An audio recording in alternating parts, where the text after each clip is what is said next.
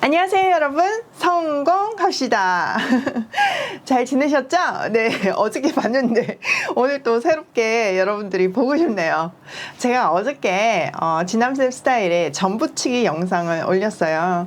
저희 외할머니가 진짜 요리를 잘하셨는데, 그러니까 대대로 내려오는 저희 집만의 어떤 전의 비법이 있거든요. 그래서 제가 그거를 공유를 했거든요. 그랬더니 너무 좋아하시는 거예요. 저는 굉장히 어렵게 생각하셨다가 쉬워 보여서 한번 도전해보고 싶다. 재밌어 보여가지고 한번 해보고 싶다. 맛이 궁금해서 한번 이번 명절에는 해보고 싶다. 이런 댓글들을 보면서 굉장히 행복했어요. 저는 집밥이 사실 가족을 하나 되게 하고 사랑에 끈인 것을 경험을 통해서 알거든요. 그래서 좋은 정보하고 레시피 이런 거는 도움이 되시라고 막 공유하고 싶은 거예요. 제가 아무리 마음이 있어도 저를 일일이 다 붙여서 여러분들한테 나눠드릴 수는 없잖아요. 근데 방법을 가르쳐 드리면 각자 그 방법대로 해 드시면 우리가 함께 즐거워할 수도 있고, 또 더 나아가서 그 레시피를 기본으로 더 맛있는 전을 만드실 수도 있잖아요. 그 전이 시작이 돼가지고 가족의 식탁에, 명절의 식탁에 아름다운 사랑의 꽃이 필 것을 생각하니까 이게 진짜 오병이어의 기적이구나, 이런 생각을 했어요. 말씀을 전하는 것도 마찬가지잖아요. 저는 지금껏 학사들이 연구한 내용들을 바탕으로 제가 잘 소화해서 최대한 쉽고 간단하게 적용해서 여러분들한테 알려드리는 거잖아요. 제가 묵상한 것을 나눌 때 여러분들은 성경을 스스로 읽게 되시잖아요. 그래서 저보다 더 맛있게 말씀을 누리고 계시잖아요. 근데 결국 그것이 여러분을 살리고 여러분 주위를 살리는 힘이잖아요. 이것이 오병이어더라고요. 너무 감동을 하면서 잠이 들었는데요. 오늘 새벽에 딱 보니까 칠병이어 사건이 딱 본문이에요. 제가 성경의 순서는 알고 있지만 일부러 다음날 본문을 미리 생각하거나 열어보지 않거든요. 왜냐면 그렇게 하면 새벽에 더 기대가 되거든요. 오늘은 어떤 감동의 쓰나미를 주실까, 이런 기대감으로 새벽을 연다는 것은 참 축복이잖아요. 근데 오늘 진짜 감동의 쓰나미가 몰려오더라고요. 게다가 이 칠병이어 사건은요, 명절 전에 주시는 진짜 찰떡궁합 본문이에요. 한번 들어가서 그 찰떡궁합 본문 한번 보고 우리가 삶에서 적용했으면 좋겠어요. 자, 들어가기 전에 우리가 한 가지를 좀 체크했으면 좋겠는데요. 우리가 얼마 전에 오병이어 사건을 배웠어요. 그 오병이어 사건과 칠병이어 사건의 차이를 좀 알면 좋겠는데요. 사실 시간적인 간격도 별로 없고 내용도 거의 비슷해요. 그래서 어떤 학자들은 이거 같은 사건인데 이렇게 다르게 기록했다, 이렇게 주장할 정도예요. 맞아요. 굉장히 비슷한 내용이에요. 그런데 대상이 완전히 달라요. 그 비밀이 숫자에 있어요. 5라는 숫자는요, 유대인들에게 모세 오경을 떠올리는 숫자예요. 그러니까 오병이어는요, 유대인을 대상으로 한 기록이라고 볼 수 있는 거죠. 또 반면 7이라는 숫자는요, 완전 수이자 유대인들은 70을 온 열방 모든 민족을 상징하는 숫자라고 생각을 했어요. 그래서 예수님께서 70인 전도단을 파송하시잖아요. 그 의미가 땅끝까지 복음을 전하라는 의미거든요. 그러니까 칠병이어 사건은 이방인을 대상으로 한 사건이라는 것을 우리가 알 수 있죠. 자, 지금 예수님은 어디를 돌아서 어디에 계세요? 네, 두로와 시돈, 데가블리 지역을 지나서 지금 갈릴리 호수 중에서도 이방인 지역에 계시는 거거든요. 그 이방인을 대상으로 칠병이어 사건이 벌어진다, 이것을 베이스로 한번 들어가 보도록 할게요. 1절, 그 무렵에 또 큰 무리가 있어 먹을 것이 없는지라 예수께서 제자들을 불러 이러시되. 자, 다시 큰 무리가 모였어요. 예수님이 가는 곳마다 사람들이 구름대처럼 몰리고 있잖아요. 그런데요, 먹을 것이 없었어요. 인류는요, 늘 먹는 문제 앞에 있어요. 육의 양식뿐 아니라 영의 양식이 없어서 죽어가고 있잖아요. 그래서 예수님도 늘 말씀이 없어서 목자 없는 양처럼 유리하는 그 백성들을 불쌍히 여기셨잖아요. 자, 그런 상태에서 2절, 내가 무리를 불쌍히 여기노라. 그들이 나와 함께 있은지 이미 사흘이 지났으나 먹을 것이 없도다. 예수님은요, 제자들을 불러서 지금 저 사람들 무리가 함께 있은 지가 벌써 3일이 지났는데 먹을 것이 없어 너무 마음이 아프다. 너무나 가슴이 찢어진다. 이렇게 말씀하셨어요. 자, 여기서 불쌍히 여김은 이제 아시죠? 네, 컴패션, 창자가 찢어지는 고통을 얘기해요. 제가 너무 여러 번 얘기해서 귀에 모시기 박히잖아요. 근데 중요하니까 무한 반복할 거예요. 이제 제가 딱 얘기하면 딱 아시겠죠? 근데 이 불쌍히 여기심이 너무나 중요한 것이 인류 구원의 시작은 예수님의 긍휼히 여기심으로 시작되었기 때문이에요. 예수님이 이 땅에 오신 것은 우리가 아직 죄인 되었을 때 하나님께서 우리를 사랑하셔서 독생자를 보내주셨기 때문에 오신 거잖아요. 또 예수님의 긍휼히 여기심으로 하나님이시지만 그 거룩하심을 깨시고 육체를 입고 오셔서 우리를 체휼하셨어요. 그리고 그 긍휼하심으로 십자가에서 죽으심으로 우리를 사망에서 생명으로 옮기신 거예요. 그러니까 이 불쌍히 여기심이라는 단어가 얼마나 중요해요. 그 불쌍히 여기심에서 하나님의 역사가 시작되는 거예요. 예수님의 사역의 시작이 불쌍히 여김이라는 것을 잊어버리시면 안 돼요. 우리도 마찬가지예요. 같은 상황을 보고도 어떤 사람은요, 그 문제가 특별히 가슴에 아프게 와닿는 사람들이 있어요. 그것이 하나님께서 주신 사명이에요. 저는 북한하고 아무런 연고가 없어요. 그런데 북한이라는 단어만 들어도 눈물이 나고 가슴이 찢어지게 아프더라고요. 그래서 그것이 우리 가족의 사명이 되었어요. 당연히 북한 정권은 반대하죠. 그렇지만 그 치아 아래에 있는 먹을 것이 없어서 죽어가고 참떡임 말씀이 없어서 죽어가는 그 불쌍한 영혼들을 생각하면 가슴이 찢어지는 거예요. 특히 여기서 마가는 무리라는 단어를 쓰고 있잖아요. 무리는 백성하고 구분이 된다고 그랬죠. 그들은 해당 교육을 받지 못하고 또 종교 지도자들의 어떤 관리 안에 보호 아래 있지 못하는 소외받는 계층이었어요. 또 복음을 소개받지 못한 이방인들이었어요. 그리고 여기에 3일이라는 숫자도 주목해 봐야 돼요. 3은요, 절망이 충만한 시간을 상징해요. 예수님도 무덤에서 3일 계셨고요. 요나도 물고기 뱃속에서 3일 있었어요. 그런데 언제나 그렇듯이 그것이 끝이 아니라 새로운 시작을 얘기한다는 것을 알아야 되는 거죠.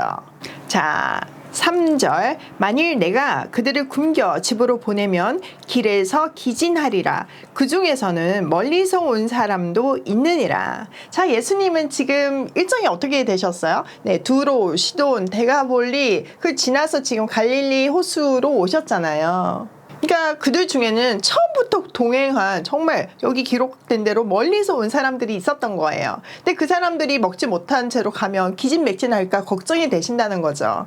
근데 여기서는 단순히 거리만을 얘기하는 게 아니에요. 멀리서 온 사람이라는 거는 은유적으로 이방인을 표현하는 말이기도 해요. 그러니까 영적으로 허기진 사람들은 유대인뿐만 아니라 이방인들, 모든 인류가 말씀의 갈급함을 느끼고 있다는 거죠.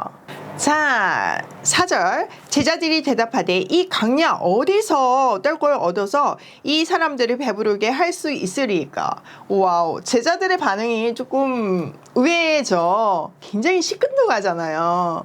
평소에 베드로 생각해보세요. 막 무리도 걷게 해달라고 그러는데 지금 떡 7개입니다. 제가 이번에는 한번 떡을 떼볼까요? 막 이래야 되는 게 정상이잖아요. 근데 7개 있는데요? 이걸 어떻게 먹입니까? 이런 식이잖아요.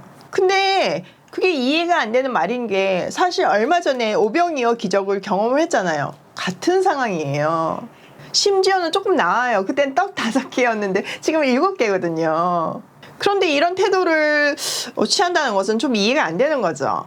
사실 주님이 계시니까 이번에도 뭐 몇 개가 있든 다 먹이실 거라는 확신이 있고 오히려 이 많은 사람들을 다시 먹일 수 있음에 들떠야 되는 게 정상이잖아요.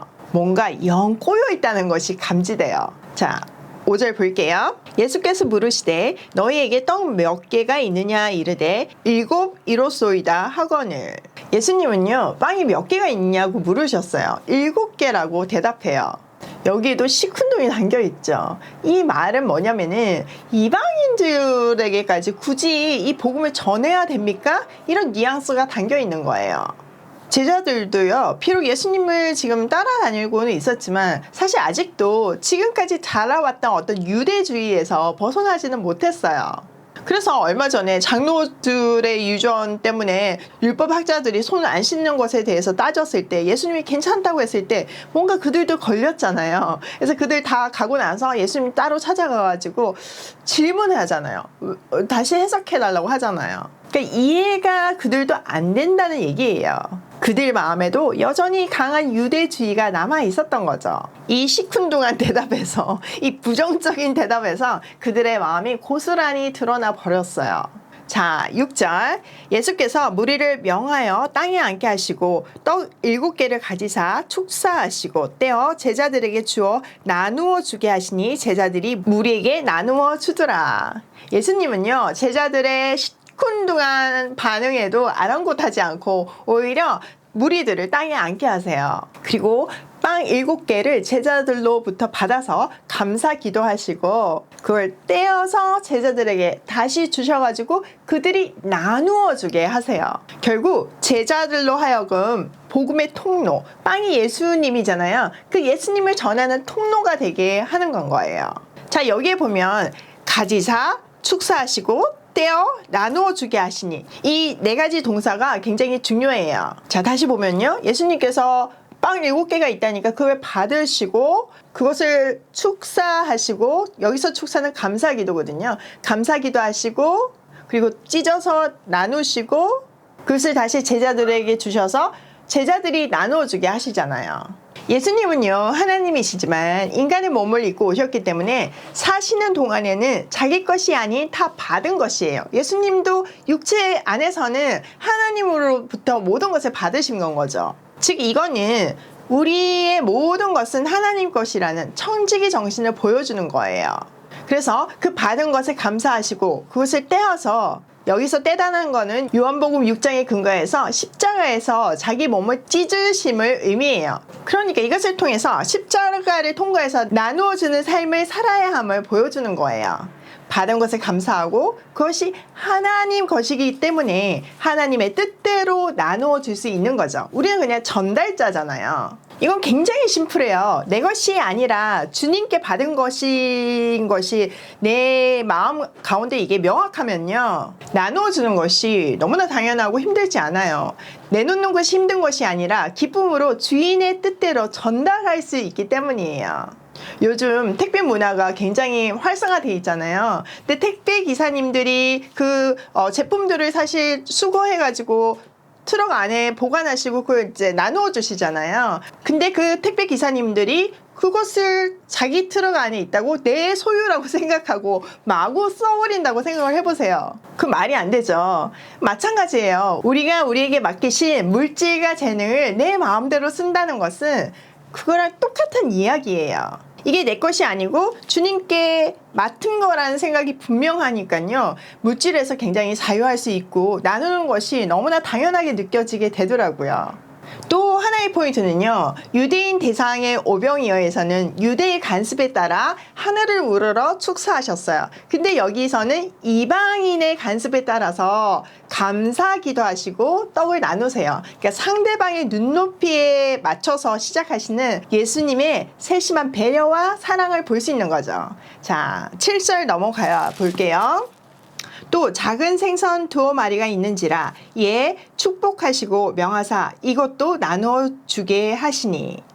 자, 그들에게는 빵 말고도 물고기 2마리가 있었어요. 물고기는요, 그 당시에 믿는 사람들 사이에 예수 그리스도는 하나님의 아들이시고 우리의 구세주시라는 신앙 고백이었어요. 그러니까 암호였죠. 그러니까 오병이어든 칠병이어든 공통 분모가 물고기라는 거예요. 이방인이든 유대인이든 예수 그리스도를 통해서만 구원을 받을 수 있다는 것을 이 오병이어와 칠병이어의 그 공통된 물고기를 통해서 말씀해 주시는 거예요. 자, 8절. 배불리 먹고 남은 조각 7강주리를 거두었으며 사람은 약 4,000명이었더라. 예수께서 그들을 흩어 보내시고 곧 제자들과 함께 배에 오르사 달마누나 지방으로 가시니라. 자, 이때도 다 배불리 먹었어요. 조금도 부족함이 없었고요, 오히려 남아가지고 그 남은 조각을 다 모으니까 7강주리가 되었어요. 그리고 남자만 4,000명이었으니 어마무시한 사람들이 먹은 거죠. 예수님은요, 그들을 이제 흩어 보내시고 제자들과 함께 달마누다 지방으로 가셨어요. 자, 거기서 일어난 일 볼게요. 11절. 바리새인들이 나와서 예수를 힐난하며 그를 시험하여 하늘로부터 오는 표적을 구하거늘. 바리새인들이 또 시비를 걸어와요.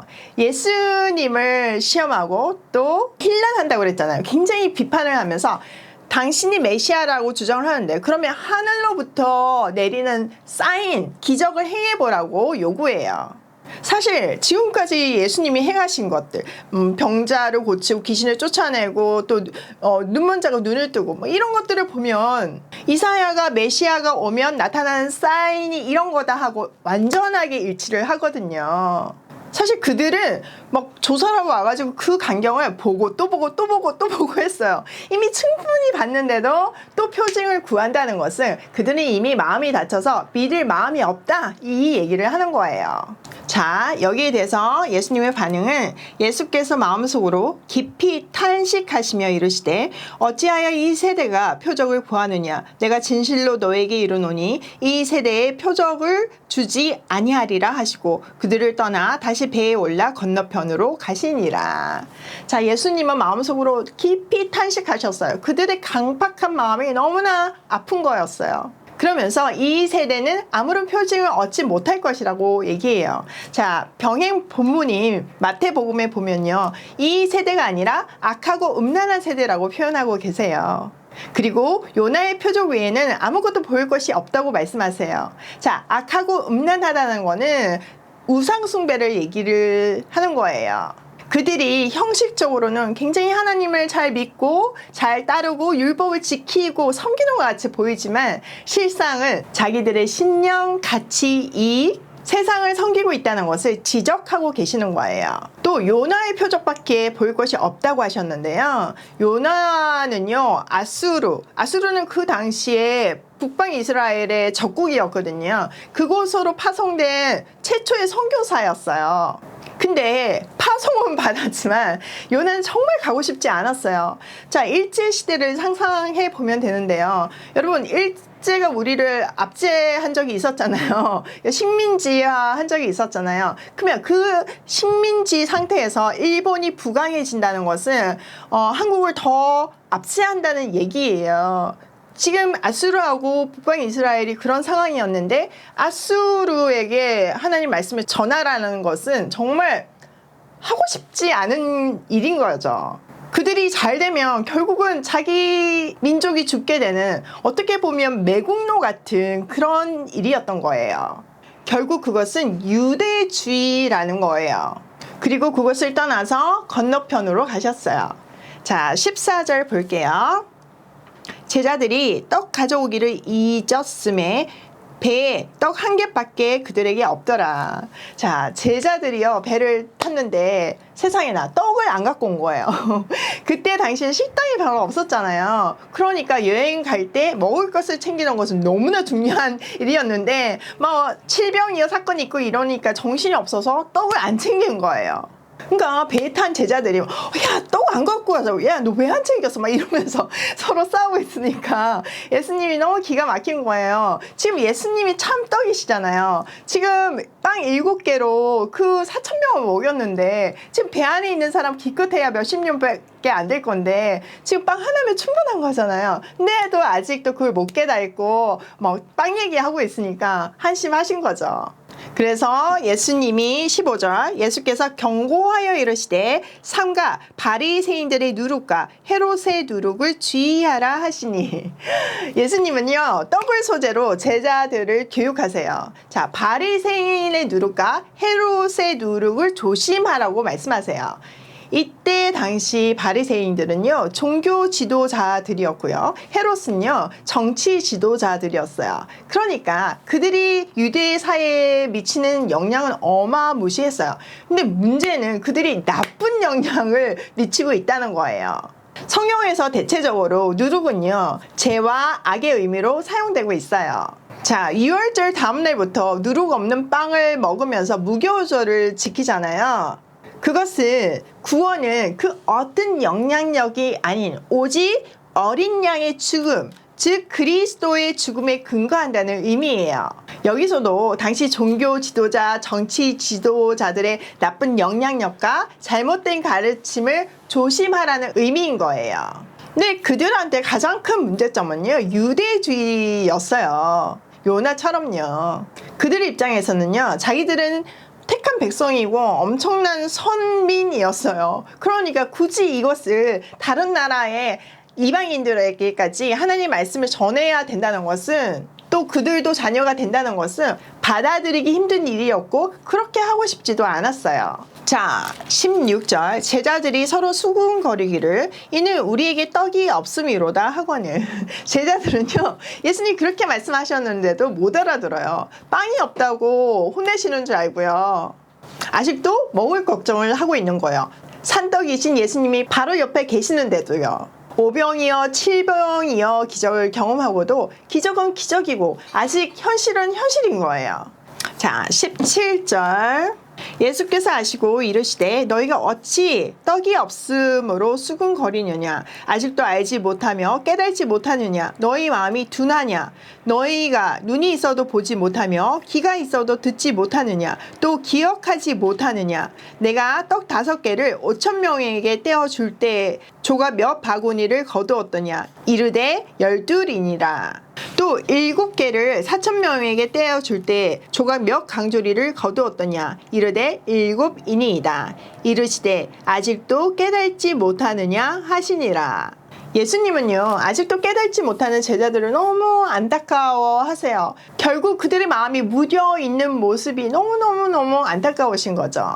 예수님은요, 5병이요 7병이요 또 배 안에 떡 하나를 통해서 많고 적음의 문제가 아니라는 말씀을 하시는 거예요. 그리고 배를 타고 계속 열방을 향해 가시면서 유대주의라는 세계관을 제발 깨라고 가르치고 계시는 거예요. 예수님이 그러잖아요. 니네 눈이 있어도 못 보고 귀가 있어도 못 듣고 또 심지어는 기억도 못하니? 아직도 깨닫지 못하니? 너희가 아직도 깨닫지 못하니? 명절을 앞두고 우리에게 주시는 말씀이에요. 사실 이번 명절은 만날 수 없는 굉장히 특별한 명절이에요. 그래서 다른 해보다 부딪힘이 좀 덜할 수는 있어요. 그러나 여러분, 그렇다고 그냥 눈을 감으시거나 모른 채 하시면 안 돼요. 이제 새로운 시대가 열렸잖아요. 언택트 시대, 비대면, 뉴 노멀, 새로운 일상. 이 새로운 시대에서도 우리는 복음을 전해야 하는 거예요. 솔직히 우리가 아무리 가까운 관계에 있다 할지라도 주님의 있고 없음에 따라서, 또 신앙의 깊이에 따라서 말이 안 통하는 경우가 너무나 많아요. 그러면 우리는 진짜 막힌 담을 느끼잖아요. 그리고 포기하잖아요. 마음을 닫아버리잖아요. 말이 안 통하니까 차라리 입을 닫자, 그러면서 침묵하시잖아요. 제가 어떻게 이렇게 잘할까요? 해봤으니까 알죠. 근데 그것이 주님이 원하는 방법이 아니라는 거죠. 막힌 담을 허시기 위해서 주님은 이 땅에 오셨고 십자가에서 죽으셨어요. 우리가 진짜 주님 안에 있다면, 우리가 진짜 복음을 깨달았다면 내 취향, 내 성향을 넘어서 모두 수용할 수 있어야 해요. 담을 쌓으면 안 되는 거예요.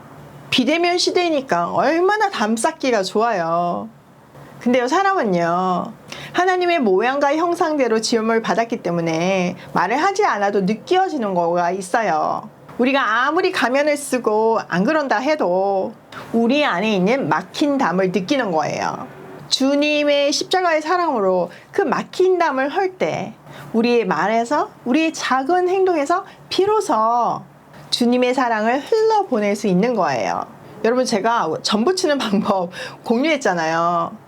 오늘은 담 허무는 방법 공유했어요. 이번 설에는 꼭 해보시기를 바래요. 5병이요 7병이요 떡 하나? 주님만 함께 하시면 아무런 문제가 없듯이 우리의 성경 지식, 우리의 사회적 위치, 우리의 그 어떤 연약함도 복음을 전하는 데는 문제가 되지 않아요. 주님만 있으면 우리는 기적을 행할 수 있어요. 여러분, 주님이 여러분 손에 건네주신 빵, 산떡, 복음을 건네주세요. 지금은 전달할 타이밍입니다. 내 손에서 멈추면요, 기적이 나 때문에 멈추는 거예요. 내 손에 쥐어준 것이 말씀일 수도 있고요, 물질일 수도 있고요, 한마디 따뜻한 말일 수도 있고요, 맛있는 음식일 수 있어요. 건네주신 것을 감사함으로 나누시면 되는 거예요. 오늘의 미션 전달입니다. 오늘도 나로부터 7병이어의 기적이 일어나길 소망하며 고고싱해요.